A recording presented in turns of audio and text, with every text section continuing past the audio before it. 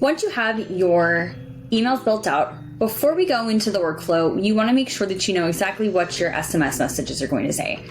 And so we're going to use the SMS calculator to determine exactly how much it's going to cost me based on the total number of contacts that I want to send my message to. So I'm going to go ahead and select the message that is in there, and I'm going to paste in the message that I'm wanting to use. Now, the one thing to note is that it's really important that you include the custom value for the contact name, and this will help to prevent your SMS blast as being marked as spam. Now, we include this information down here. You also want to include who is sending the message. So flash sale alert, Rochelle. Don't miss out on our limited time offer. And then I'm gonna add at custom values _ practice name. Or you can put in your practice name there. So get whatever the discount is off on selected items for our flash sale. Reply now to this message to secure your discount.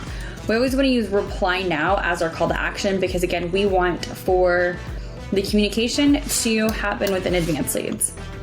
So this is telling me that it's going to require 2 segments. There's a total of 247 characters with a max of 153 in this SMS. Now, I'm going to be sending it to more than 500. I want to send this to 5,000. And as I adjust that, it's going to tell me the estimated cost for the one-time send. Now, again, because it's 2 segments, if I were to remove this information and reduce the amount of segments I'm sending, that price will go down. We also highly recommend using at least one message as a MMS. So you're including a photo within that message. Now, it is going to increase in how much it costs, but the response rate is very different when there's a message that's included. The cool thing that I really like about this SMS calculator is that it allows us to put in a treatment price. So say if my special is for $1,000 cool sculpting package, and I know that I have a 0.25% conversion rate, it allows you to project your return on investment. So yes, it may cost $600 to send this SMS out or this message out, but if I have a 0.25% projected ROI,